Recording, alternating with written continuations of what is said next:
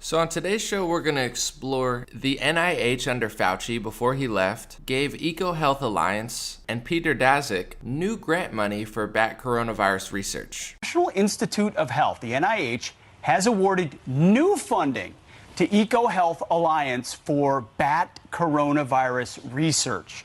According to the NIH's website, $653,000 was awarded to Peter Daszak and EcoHealth in late September. According to Alex Berenson, that includes supplying viral sequences and isolates for use in vaccine development. Nope, not a joke. The joke apparently is on us, says Alex Berenson. Of course, this exchange between the NIH and EcoHealth Alliance was under scrutiny for the last year. You made a statement just a moment ago that's completely incorrect, where you say we continue to support research at the Wuhan Institute of Virology. You proved it in August of last year. No, your statement says, quote, I wrote it down as you were writing. You continue to support research at the Wuhan Institute of Virology. You were in committee a month ago and said you still trust the Chinese scientists and you still support the research over there. Questioned thoroughly. Some said they were doing gain-of-function research. Fauci repeatedly denied that. We're going to talk about it. Also, the first round of the Brazil election has passed, and I'll explain what happened. Did the right wing win? Did the left wing win? Well, it's actually a little bit of both. I'll give you some of the best analysis you'll find on what happened yesterday in Brazil. We'll also talk about Elon Musk's suggestion for peace in Russia and Ukraine, which really frustrated Ukrainian officials. All that and more now. We're live. The Dream Rare Podcast, welcome to the show. The way to get the news at the desk or on the road. Let's go. God is great and success in our control. The world is crazy, but we get better from obstacles. It's the Dream Rare Podcast, welcome to the show. The way to get the news at the desk or on the road. Let's go. God is great and success in our control. The world is crazy, but we get better from obstacles. Yeah.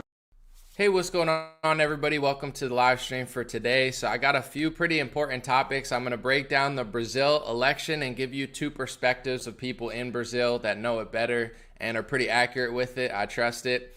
And then I want to talk about a few other things after that. But first, I want to talk about the main story, which is Dr. Anthony Fauci. He's on his way out at the NIH, the National Institute of Health. And on his way out, everybody's reporting now that they just gave EcoHealth Alliance and Peter Daszak a new grant for bat coronavirus research. So this is interesting. I'm going to try to break it all down because it's kind of confusing, and also everything happens so fast. So during the pandemic for the first year, right, we're on lockdown. You can't go to a beach, you can't go to a church, you can't go to a gym. They're trying to make everything normal illegal, and now we're just prisoners of the state. As all that's going on, Facebook, YouTube, a lot of these big conglomerates, I don't remember exactly which ones, but most of them, from what I remember, wouldn't allow you to question if, this were lab created or lab leaked. This was a theory that was banned off the internet. You're not allowed to ask if it was a lab leak. It was a bat in the wild, ate at a wet market or a pangolin. I don't even remember what they were telling people, but they weren't allowing you to say that it leaked from a lab. Yet, as they're banning content that says that it might have leaked from a lab, there was this great Newsweek article that I reported on that got taken down off of Facebook with millions of views. Facebook pretty much banned this video and this reporting, even though it was mainstream news, was Fauci. This was what Newsweek said and what Rand Paul says, but Fauci claims not. The fact checkers have Fauci's back, of course, but in this Newsweek article, it said that Fauci had funded very risky gain-of-function research, which means you study things like a bat coronavirus that can't transmit into humans, and you manipulate it, and at a certain point, it can transmit into humans. It's very dangerous because if it messes up or you mess up or something happens, the obvious results, I don't have to tell you what might happen. This is not a conspiracy theory. There were mainstream scientists at some of the greatest universities in the country who disagreed at the time years ago with Fauci's involvement in gain-of-function research. So I just started putting stuff together. I don't know where the virus came from. I don't know what it is. I'm not making claims I can't make, but what I do know is Newsweek wrote a great article that was claiming that Fauci was funding this type of research, and you can't act like it's everybody agrees with it, all the scientists agree. There's several of the highest people in the country that were like, yeah, don't do that, it's not worth it. At one point, I believe under the Obama administration, I believe it was, they flipped how the U.S. can even use taxpayer funds to do similar stuff. Long story short, I'm thinking about it, let's just say it's a murder mystery, right? and there's 7 suspects, right? We don't know who did it. We don't know if it's a bat, this or that. It could be China. It could be this person. It could be America. Whatever. Let's just be fair.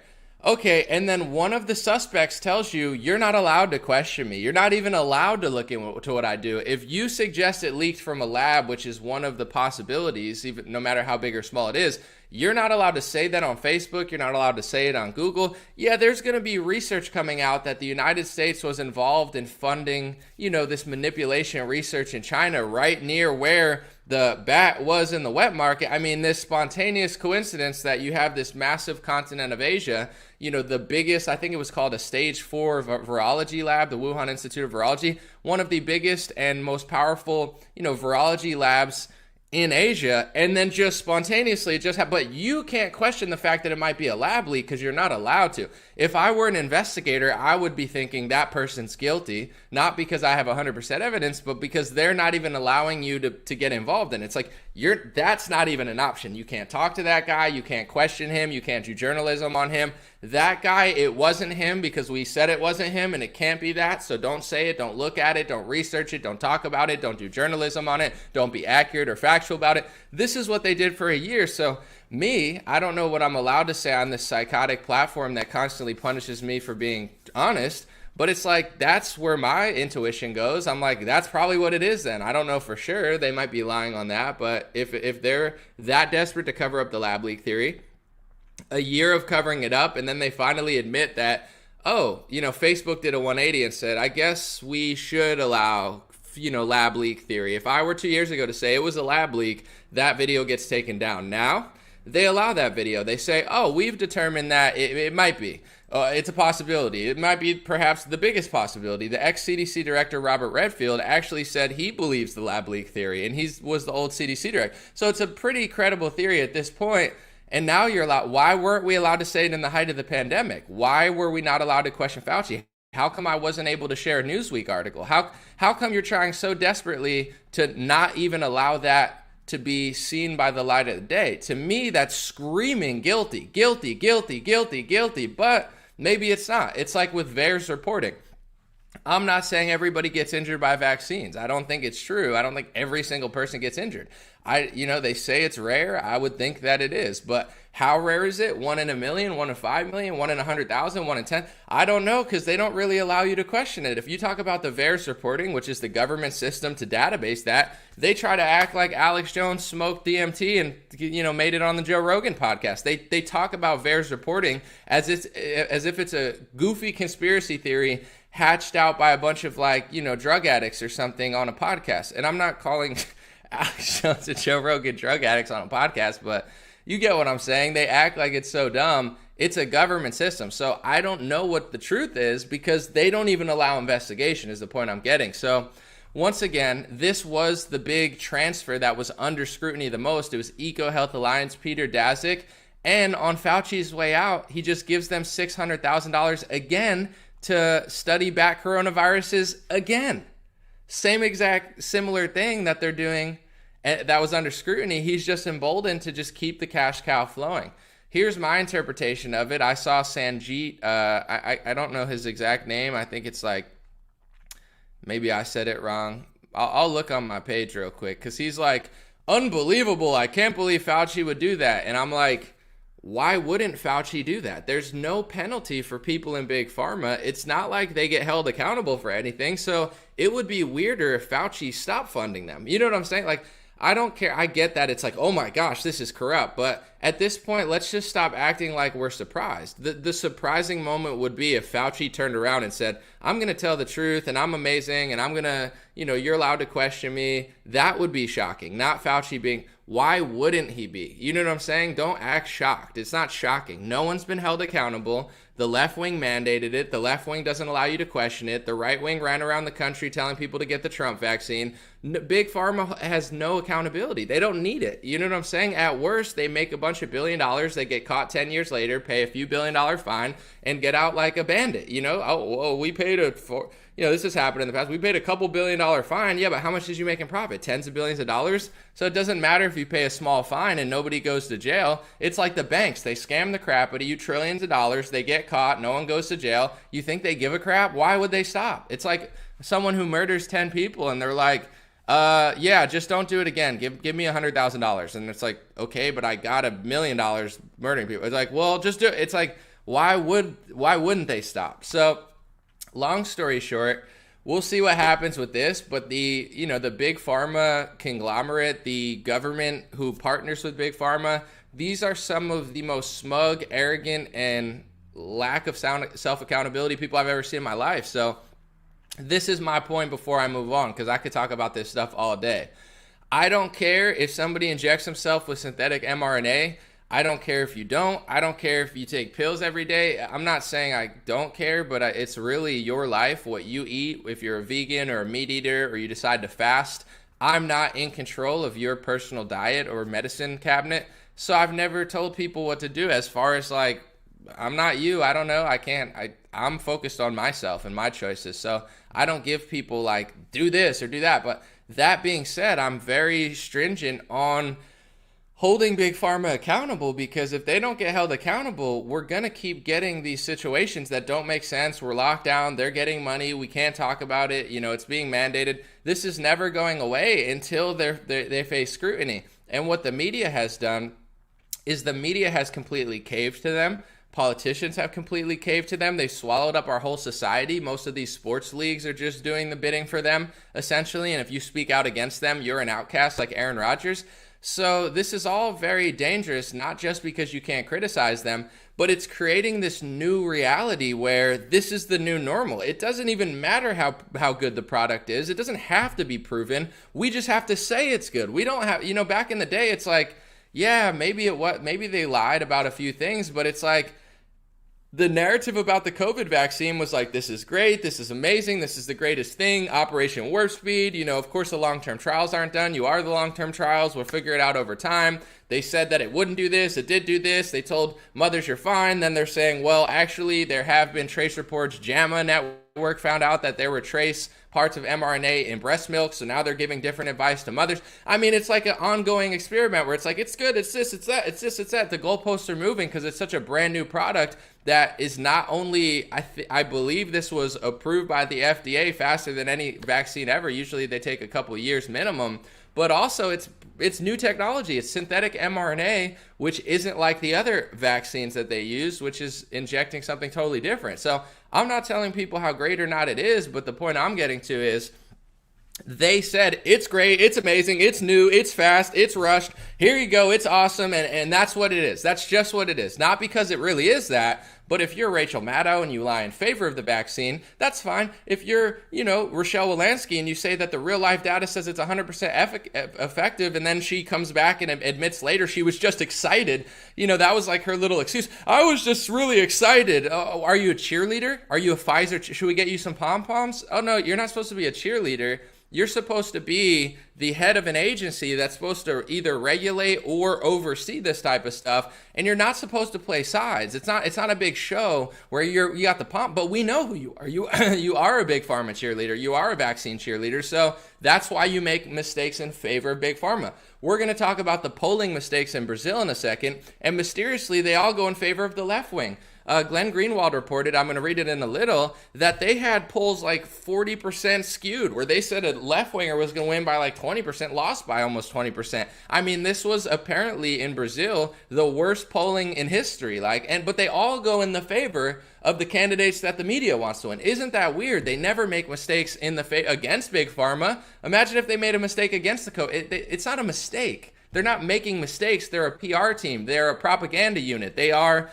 essentially like if I paid a marketing firm $2 million, hey, make me look amazing in the media. Their job is not to criticize me. It's to make me look as great as possible, whether they're telling the truth about it or not. That's what's going on. And it's just dangerous because I'm not telling people what to do with their health, but once you create this world where Fauci doesn't have to be held accountable, Fauci doesn't have to be scrutinized, the NIH can do whatever they want and you're not allowed to question it. It's your fault for seeing the fact that they might be manipulating back coronaviruses in a lab. Whether it led to anything or not, it's your fault for even noticing and doing reporting on it. Newsweek, which is I would say a left-leaning newspaper, but pretty decent in some cases, pretty trashy in some cases. They wrote a great article. It's one of the best articles of 2020. I literally just sat there on Facebook reading Newsweek, which is not even a right-leaning article, just highlighting the great article because I think it was the best article of the year. And my video got taken down by Facebook. And then a year later, they say, oh, no, you can question a lab leak theory.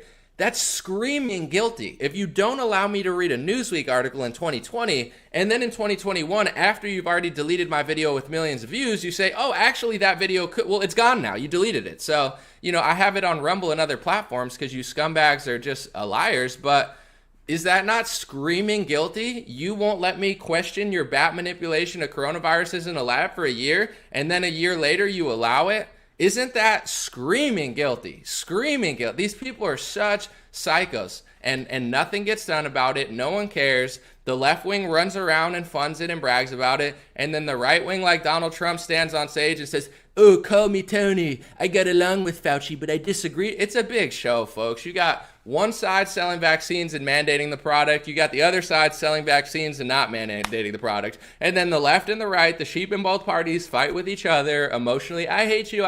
They act like it's high school. And Big Pharma laughs to the bank because Trump's going to fund them. Biden's going to fund them. Elise Stefanik, all these right-wingers who are so pro-Trump, they're all like, oh, are they going to take a big stand? Probably not. So long story short, the solution is something needs to be done. Journalists need to do their job again. And I think it's being done on social media. People like Alex Berenson, myself, winning these battles against fact checkers and censorship where it's like, you can try to cover this up, but the truth will rise to the surface. The truth about these products, if you don't let us speak accurately about them, eventually if people just keep getting them and getting them and getting them, the results will be so big because something will happen to somebody around you where you just can't possibly ignore it anymore. Or, like what's happening now, look at the booster vaccine rate. Why is nobody out getting the 4th booster and the 5th booster? It's not my fault. It's not Alex Berenson's fault. It's not Robert F. Kennedy Jr.'s fault. It's not Trump's fault. It's not, the reason people aren't getting the booster or the 4th booster, and it's in record low numbers, is because you spent probably multi-billion dollars doing the biggest propaganda campaign in history. The pro-COVID campaign was the biggest propaganda campaign I've ever seen in my life. It's on Facebook, it's on YouTube, it's on dating apps, it's on here, it's on there, it's on every sign, on everything, every news source. Everyone in the world is telling you the COVID vaccines are great. Go get it, go get it, go get it, go get it. Put this in your profile. This. The biggest propaganda campaign in modern history. You acted like it was the greatest thing ever. And liars like Rochelle Walensky, Joe Biden, Rachel Maddow, they all told people as it came out two things, and they could lie about it, but I have video footage, and between the three of them, they each at least said one of these things. They told people two things. If you get the vaccine, at a certain point, they said it's going to stop you from getting or spreading the virus, so millions of people rushed out to inject themselves because they thought if they injected themselves, like with other vaccines, they wouldn't get the illness that they injected themselves to protect. And you also told them, if you go and get this, you can go back to normal. So you stole their freedom, used that as a marketing tactic and said, we're taking your whole life away. You can have it back if you go get a Pfizer product. We're taking your whole career away, your life, your social, we're mentally abusing you, psychologically abusing you. We're just abusing the crap out of you, and we'll stop abusing you if you go get the product. So you can get your freedom back and you could be protected to the point where you won't get it. These are two things that multiple government agents, multiple people in the media promised people to have.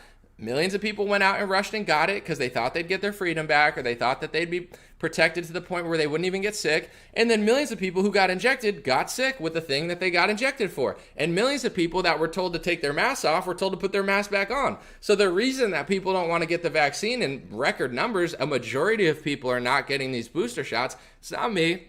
It's not Robert F. Kennedy Jr. It's not Donald Trump. It's really just you. You spent billions of dollars and billions of dollars, or possibly trillions of dollars in marketing, free marketing. I'm not saying they spent that, but the amount of pumping on social media, if I were to get as much press as they gave the vaccine for free in a lot of cases, I'd probably have to spend $1 trillion.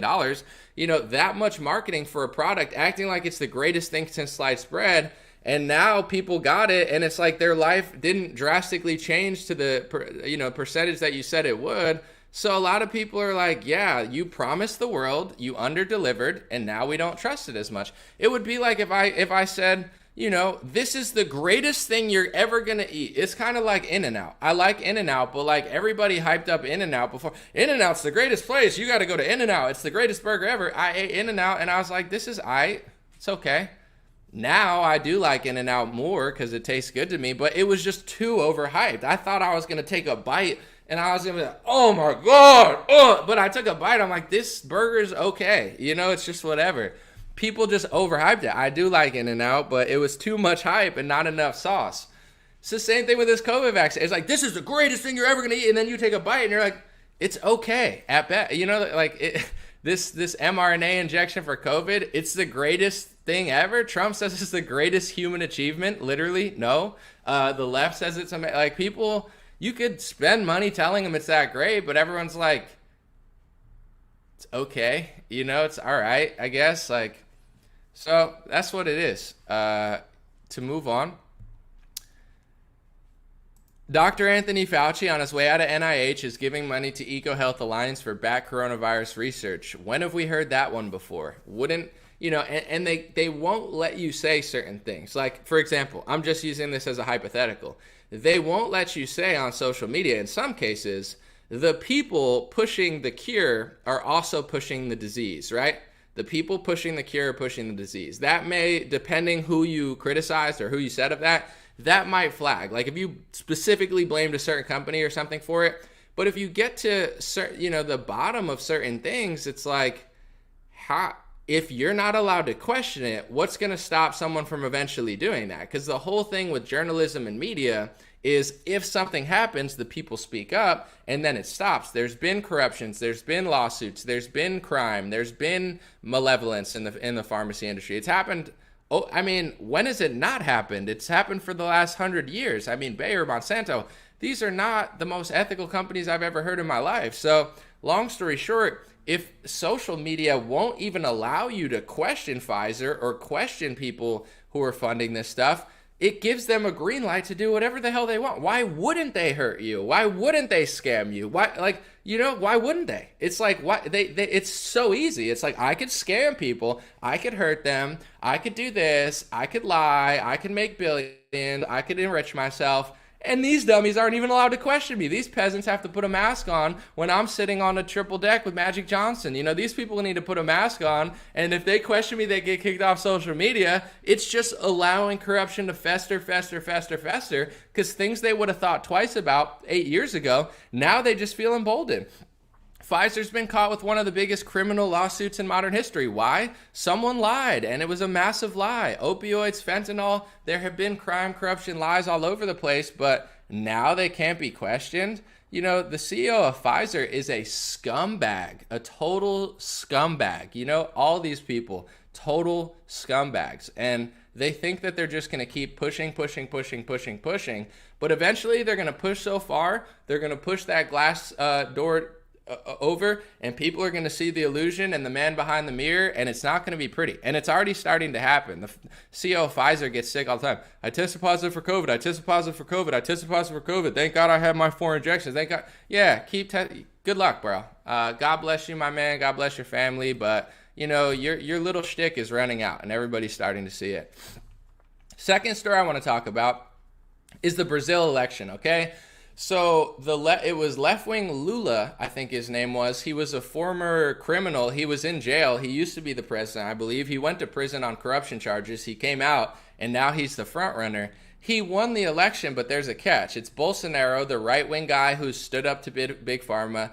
Bolsonaro's taken such a hardline stance against Big Pharma. He makes Donald Trump look like Tony Fauci. Bolsonaro's talking about liability, how Pfizer doesn't have liability. Donald Trump's sitting there doing the bidding of Pfizer. So, Bolsonaro, I'm not saying he's perfect, but he makes Trump look like Fauci. In my opinion, he's way better than Trump. Trump is a big pharma shill. Bolsonaro has the balls to talk against them because Trump's working for Big Pharma. Bolsonaro is, taking them on. So, big difference there. But anyway, Bolsonaro's the right-wing president. He lost the election, but he still didn't completely lose because in Brazil, if you don't get 50% of the vote, they do a second election. So they did one election. The left-wing guy won by a bit, but not enough to actually win. But there's seats as well. So I want to just read Glenn Greenwald, who is a left-wing progressive in Brazil. but he's a very honest left-wing progressive. I don't agree with all his policies, but for sure, he gets it. Glenn Greenwald said, some key points on Brazil's election. First, President Lula finished ahead of Bolsonaro by 5 points, 48% to 43%, which means the two will face off in an October 30th runoff. Lula is the favorite to win, but by no means guaranteed. PT was hoping for a Lula win in the first round. Hold on, I want to read this one real quick because there's another one. Maybe I'll just read this thread. I have a few threads. He said, despite Bolsonaro's second place finish, Bolsonarismo, which is the movement of his people, had an extremely good night, far better than polls predicted. Bolsonaro's party will now have the most seats in both the Senate and the House. A Bolsonaro ally won governor of Rio, and another is favored to win in São Paulo. It was by no means a disaster for the left, as it was in 2018. The congressional candidate with the most votes nationally was 26-year-old Bolsonaro fanatic Nicolas Diem with 1.4 million, but the second highest vote getter was Guilherme Boulos, long viewed as a rising left-wing star. The biggest loser of the night was the longtime dominant establishment party, the center-right PSDB. It all but disappeared. As we've seen in Western democracies, this center-right has almost been entirely replaced by right-wing populism, represented by Bolsonaro. One vital point, it's hard to overstate what a disastrous night it was for mainstream polling. I have never seen polls be so radically wrong. They didn't just pick the wrong winners in In some of the most important races, they were off by 20 or 30 points, always in the left's favor. He said, I'll give you a couple examples to illustrate how severe it was. In the Senate race in São Paulo, the left-wing candidate was predicted to win by 17 points over the Bolsonarista candidate. Instead, the Bolsonaro candidate won by 14 points. 14 plus 17, 31. It's a 31-point swing. That's how wrong the polls were. Glenn Greenwald says that's a 31-point error. Polls undercounted Bolsonaro's. Something similar happened in São Paulo's governor race. The left-wing candidate was predicted to win 39-31. The Bolsonaro one won 35%. So he also shows, I want to see his little chart, where I guess in their equivalent to the Congress, let me see. Bolsonaro's party has the most seats in the House, the most of any one party since 1998. Lula's party has 68 and his has 98. So long story short, the left-wing candidate won the election, but it's not over because he didn't get enough votes. And in the House, Bolsonaro's people have won more than anybody has in a long time. So you could say the right did really well, the left did better than they did, and the main election between Bolsonaro and Lula will be in a few weeks or in a month. I'm not sure when it is, and they're going to do a revote between the two of them. So we'll see what happens.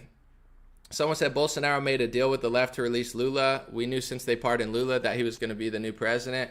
Yeah, we'll see what happens. I guess I don't fully trust any candidate, but I just appreciate people who stand up to Big Pharma. And I saw this interview with Bolsonaro where he said, Pfizer has no liability. If something happens to me and I take it, they don't have to pay me. And I'm like, dang, I appreciate somebody said it because you don't see that on a big scale. So I'm going to read you another left-wing perspective, but a left-winger who's like, pronouns in the bio. Her name is, just to give you an idea of how, when the left is crying this much, it means something somewhat good happened. Nara Roberto Silva, a Brazilian sociologist, transnational scholarship, and a she, her, hers, so please don't misgender Nara.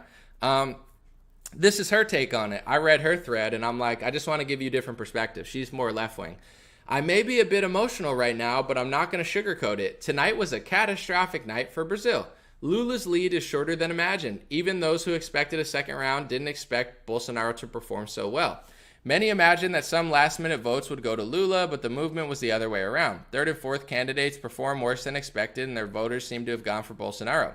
Following the pattern in other countries, the extreme right wing in Brazil is here to stay. We can kiss the sensible right wing goodbye, as I mentioned in my analysis a few days ago. Bolsonaro and Bolsonarismo is deeply seated in Brazilian society. The new runoff election is almost from scratch. The left leaves tonight demoralized. Bolsonaro and his supporters will go even harder in claims of fraud, etc. I expect more political violence. Polling was insanely bad everywhere. São Paulo State was expected to have a Workers' Party candidate, Haddad, to win. He'll be in the runoff, but made it way behind the polls indicated. Bad polling will only strengthen Bolsonaro's claim of fraud. While the left was able to put some good ones in the legislators, House and Senate will still have a right-wing majority, and some of Bolsonaro's key names got elected. Even if Lula wins, his life will be hell, and also, as I also anticipated days ago. So she seems like, she's upset because the right wing really did way better than the media was saying. It's interesting how her take on polling was like, the polls were really wrong, and I wonder how that's going to affect the Bolsonaro claims of fraud.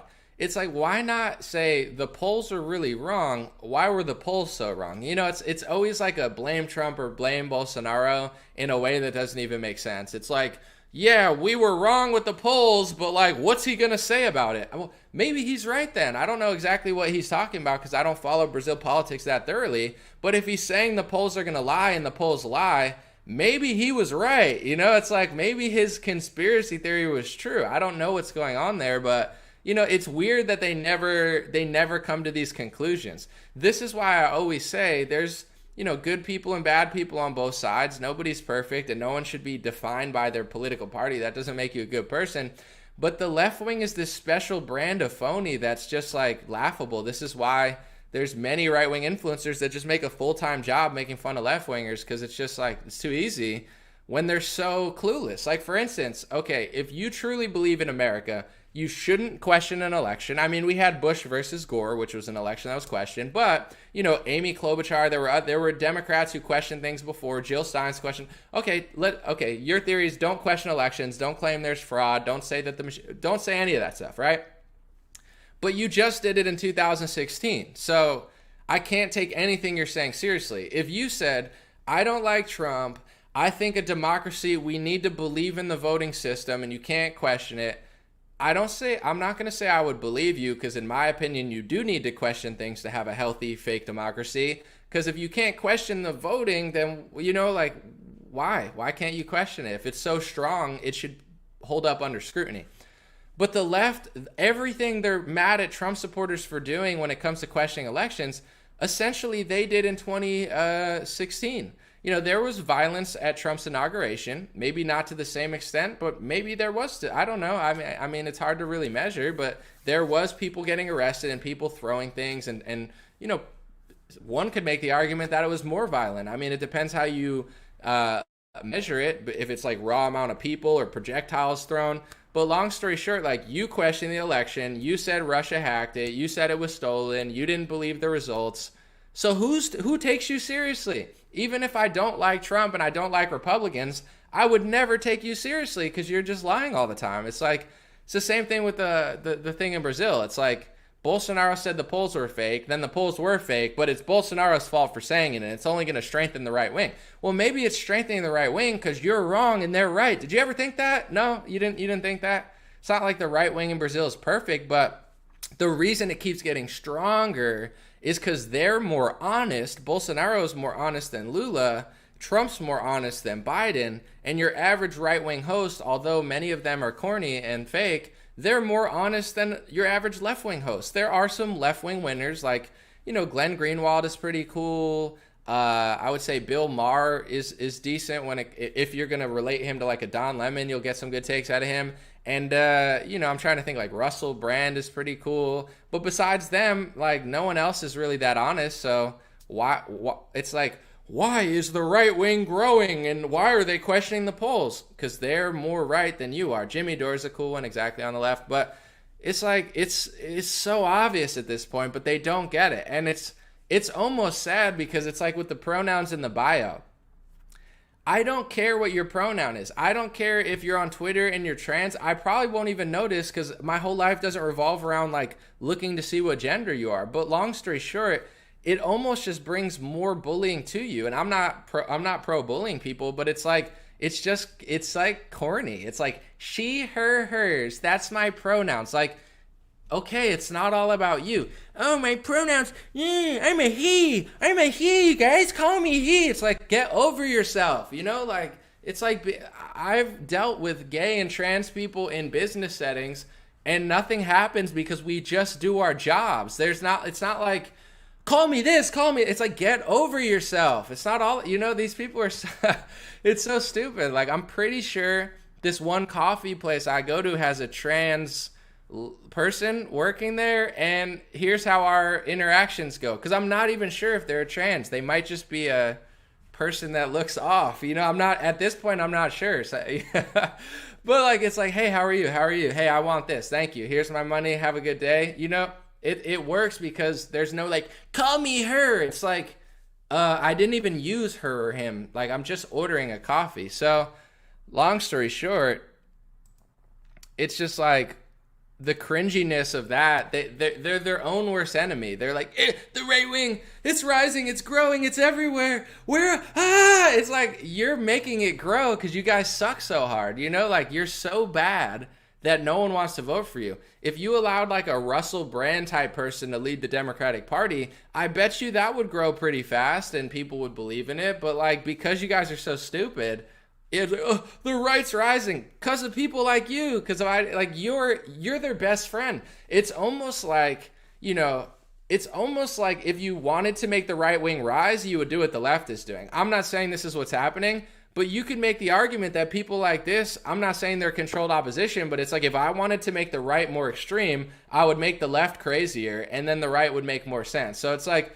in a weird way, they're the biggest promoters of the far right. I hate the far right. You're making it grow astronomically because you're so insane. Like, you say to a Democrat 7 years ago, your 5-year-old daughter is a daughter, and they're like, yeah, of course, that's obvious. Nowadays, it's like your daughter's a daughter, and it's like, whoa, don't misgender my daughter. I might cut her genitalia. It's like, yeah, the right wing's gonna rise when you act like that. And if you have no self-accountability and self-awareness of how far you're going, and you just blame everybody else all the time, people are gonna start hating you more because you're not a good person. So, God bless ladies like this, but it's just shocking that they don't get it. I want to say two things real quick, and then I'm going to get to some comments. Elon Musk had an interesting, suggestion for peace in Russia and Ukraine. And Ukraine is really frustrated that he wants peace there because Ukraine loves taking our taxpayer money and, pretty crazy. So this is Andrej Melnik, who is a politician or a diplomat in, Ukraine. And he said, F off is my very diplomatic reply to you, Elon Musk. So Ukraine was not feeling his little suggestion. But here's what Elon said. He said, Ukraine-Russia peace. Redo the elections in annexed regions under UN supervision. Russia leaves if that is the will of the people. Crimea is formally part of Russia as it has been since 1783 until Khrushchev's mistake. Water supply to Crimea assured. Ukraine remains neutral. He said, this is highly likely to be the outcome in the end. It's just a question of how many people die before then. Also worth noting that possible, albeit unlikely, outcome is a conflict and nuclear war. I don't know about that, but the first two, I'm no foreign policy expert. Actually probably more than most because I study a lot, but I think it's a decent, I don't trust the UN, but I think it's a pretty decent idea if somebody actually wanted peace, would be to let the people of those regions decide and Ukraine remaining neutral. But here's the thing that Elon doesn't understand, or maybe he does understand and he's just being naive or whatever. Or honestly, I appreciate what he's doing because it's worth trying. But I don't think Ukraine wants to be neutral. I don't think they want to allow Russia to take parts of Ukraine. And everybody in the media is acting like Ukraine is this. It's like, oh, it's been look at the history of Ukraine. A lot of Ukraine was Russia, if not the whole thing. They fact check it, but look into it. They have a shared history. They have millions of shared people who speak the same language. People that support Putin in Russia in Ukraine because they're right next door and they've always been Russian. And it only became Ukraine in certain regions not that long ago. It's a crazy war for us to get involved in my opinion, but I get it. I guess people need to die or something so bankers can make money. I don't know what they're pretending to do. But I thought it was a decent suggestion. It's not mine, but look how mad that Ukrainians get when you suggest ending the war. As big as they talk with U.S. taxpayer money, I don't think they're looking for a solution because a solution involves each side compromising something. But this is my personal opinion because I don't fully trust Putin at all. But Putin has been trying to negotiate with the UN, the EU for decades, and they don't want to. It's not like they're not the side that's super thoughtful and they're like, oh yeah, we'll listen to you and we'll make, they're just like, shut up. It's the same thing they do in America. They don't want to, the same thing they do to Russia is the same thing they're doing to people in America. If you like Bernie more than Hillary, they're not trying to compromise with you. They're trying to call you agents and treat you like garbage. If you like Trump more than Hillary, they're not trying to compromise. They're not saying, okay, we'll let you build a wall, but then we're going to feed the homeless or what. They're not doing that. They're essentially waging ideological war on you and saying, you're a terrorist, you're evil, you're worse than Al-Qaeda, you're this, and we're going to destroy you. That's what they're doing to you here. It's like, I'm not saying me, but it's like, I'm a grandma who just votes Republican. I'm not a bad person. I raise a family. I'm a good person. I just like Donald Trump more than Hillary. They don't say, okay, we'll compromise. They hate you. It's the same thing with Russia. They don't want a compromise over there. Like, yeah, we'll take this. We'll take this. Like, no, F off. We're going to give Ukraine money. We're going to fund weapons to their country right next door, which would be equivalent to China sending weapons to Mexico. And you have to just deal with it. You have to just swallow it. They're not looking for peace, in my opinion. On this note, before I say a few other things, I met somebody yesterday that was a Vietnam veteran, okay? The guy had to be 80 or 90 years old, or maybe 70, I'm not sure. Vietnam veteran, barely could talk because he had Agent Orange. If you guys don't know Agent Orange, it was something used in the Vietnam War. Lots of people were killed, lots of people lost their voice, lots of people's kids ended up being, injured from that, like through birth. It's one of the darkest periods among dark periods in American history, Agent Orange in the Vietnam War. And the guy could barely speak, but he could speak, and he had to really take his time to speak to me. And it was so sad listening to him because this kid was a patriot since he was young. He said he watched John Wayne movies and dreamed of being in war. But then he said war is way tougher than they make it look like in the movies. But one thing he stuck with me, and this is a lot of Vietnam veterans, because even now it's pretty well documented and pretty well known that, after all that fighting and all that killing, it didn't really amount to that much. So a lot of people in the war are just extra sad because this guy said to me, he's like, it's such a sad war because this all could have been avoided. He's like, what I had to go through, what I saw, people that I lost, for what? What did we do that for? And that's one of the saddest parts for a lot of soldiers, is not just the fact that they lost something or got injured or lost their friends. Obviously that's sad. But what makes it even sadder is you're going to serve a purpose, and then after you get out, when you find out that that purpose wasn't really what they told you. This guy told me that he thinks they were fighting on the wrong side of the war, and he thinks America was doing it for money interests. And when it was all said and done, he's like, why did we even do that? And that's just super, super sad to watch the people who love this country the most, the people that want to fight and die for you and your kids and serve in the country, get treated like shit, get sacrificed, get injured, and then when it's all said and done, some of them have to look back and be like, wow, that could have all easily have been avoided. So, I just think extra about that now when I think about Russia and Ukraine, because in my opinion, the Ukraine flag in the bio is the new pro-Vietnam War, in a different way, in a different, geopolitical way. But it's like the people that are claiming like they're pro-peace are the ones that are pro-war. The ones that are backing Ukraine are the ones that want to compromise less than Putin. Putin laid out a few compromises at the very beginning, and Ukraine shut it down. They said, no, we're not talking, we're fighting, we're taking money, we're not doing it. They're not the peace side. And I'm not saying Russia's innocent, but Ukraine is not the peace side, America's not the peace side, and this will drag out for decades upon decades upon decades. People will die in Russia, Ukrainian fathers will die, and when it's all said and done, we'll probably look back at this in 15 years the same way we looked at Vietnam. Maybe it'll be less deadly, or maybe it'll be more deadly. Maybe more people will suffer, maybe less people will suffer. But we could look back on this and be like, what was all of that for? What did that accomplish? What really happened at the end? I agree with Elon to a certain extent, where whether they figure it out today or in 5 years, I believe the results are going to be pretty similar, because what I see going on is, although Putin is not perfect, I think his side of it seems very logical. These people are very Russian. I think they were being mistreated. I want this part of the land. I want this part of the land. You could have the rest and stay neutral. And Ukraine's saying, no, we want all of that. Okay, but how are you going to make a democracy for these people? Because, you have to understand Russia being so close to Ukraine. There's Russians in Ukraine. There's people who speak Russian, etc. It was part of Russia at a certain point.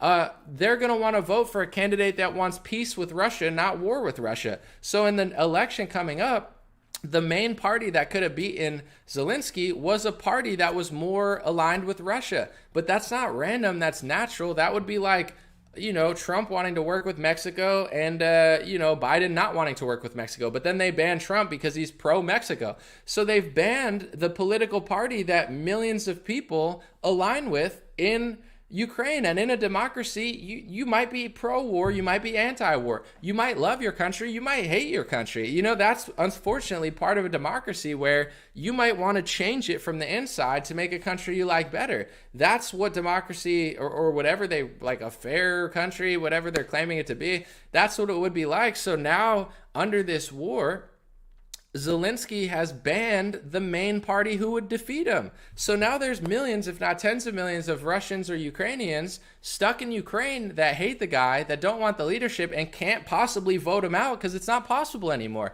So it's logical for Putin to come into some of those regions and say, it's Russia now. These people want this. They don't like you. They weren't going to vote for you anyway. And I believe you're mistreating them. You say they weren't. It's debatable. I've never been there. But that's a logical sort of thing to be like, it's not ideal, but neither is war.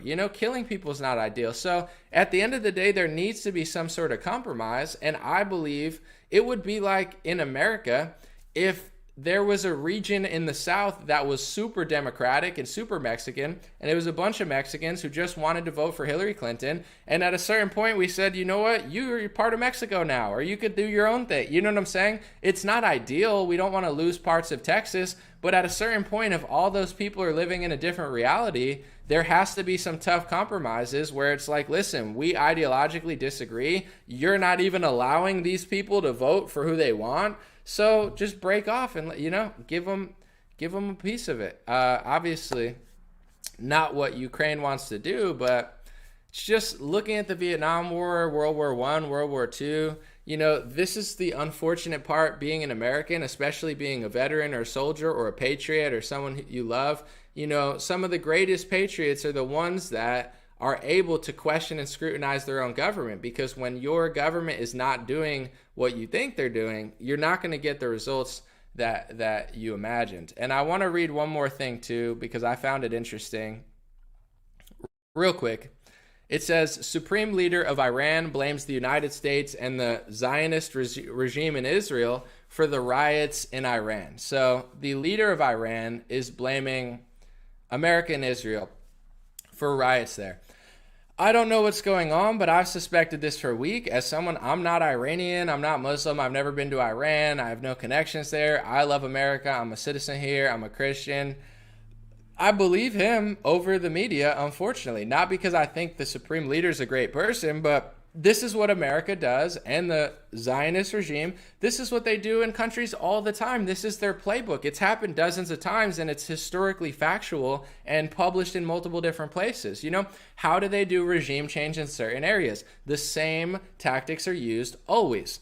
Start with a protest, turn the protest into a riot, whether it's organic or not. Sometimes it's a combination of both. Turn a protest into a riot, destabilize the country, make it chaotic, and try to push people in the direction of a new leader, whether it be via violence or via like a crazy protest. That's why they're so pissed at Donald Trump and the January 6th.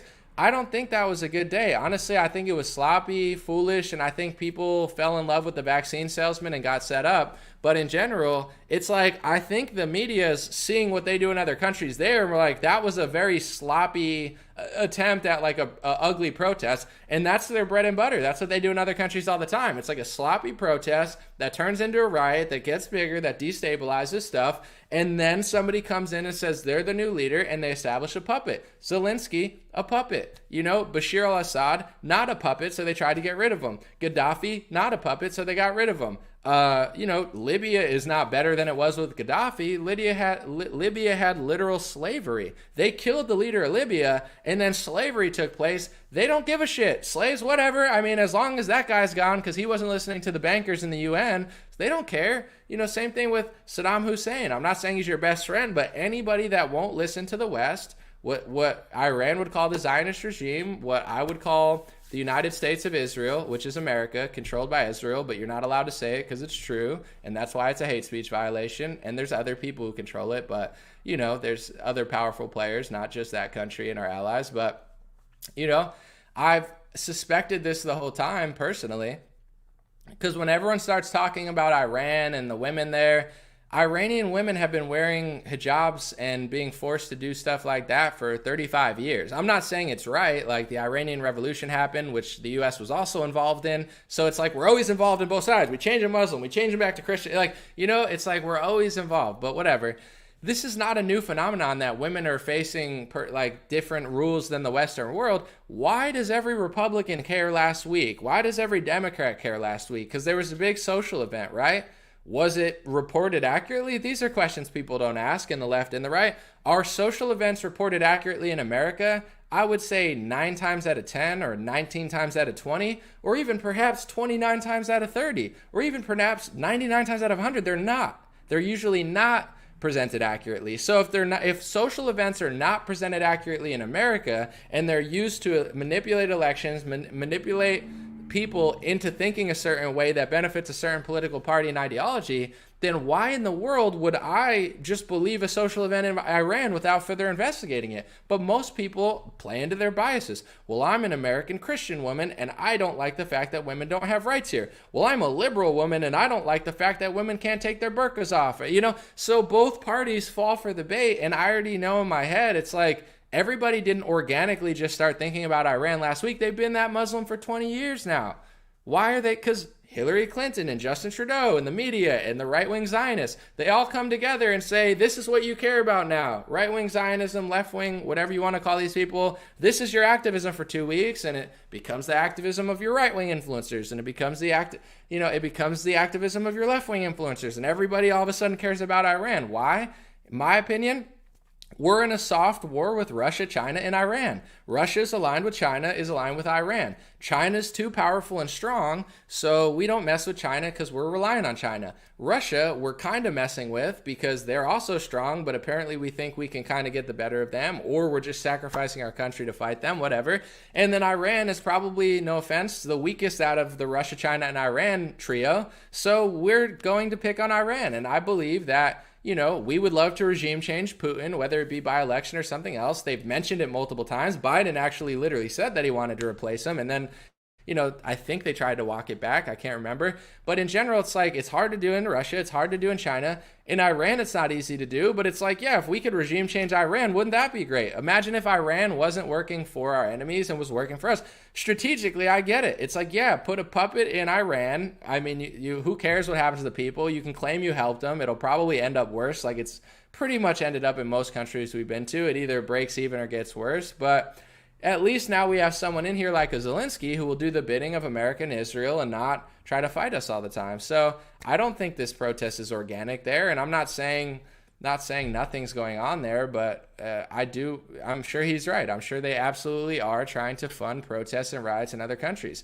I don't know for sure, but my intuition tells me when they're talking about Hong Kong, there's Hong Kong protests, and they're all waving American flags. Did they just pick up American flags because they love America, or did some American, you know, operative give them American flags, take a video of it, and make it go viral on Twitter? I'm not sure, and to be honest, God bless Hong Kong and Taiwan. If you want to be with America, that benefits me. I don't work for China. I don't live in China. I've never been to China. So no offense, I'm not saying I know what's going on there, but as long as it doesn't start a war, I don't really care if Hong Kong's part of China, whatever. If it's part of America, cool. If Taiwan wants to be with us, that's fine. I get it's like a hot topic, but I just find when there's these protests and events and these things, they're waving American flags, maybe it's authentic, maybe it's organic, maybe the people want it, or maybe it's part of our country's way to try to shift the sands of time or the winds of where things are going socially and politically to get the results that they want. Of course, they're going to do that to a certain extent, and I'm not even mad at it. Every country has, you know, some sort of agenda at hand, and they're not just watching the world. Everybody's kind of getting involved. So, you know, overall, I would say I don't have a huge, I love my country, but this is what I'm going to leave on. I love my country, but if we're doing a bunch of evil things in the world, I think eventually it's going to fall apart. So when I criticize America, I'm not doing it because I hate America. I don't like Iran more than America. No, God bless all my Iranian followers, but I don't like your country more than my country. I live here. It's natural, right? You root for Iran in the Olympics. I root for America. That's just what it is. God bless y'all.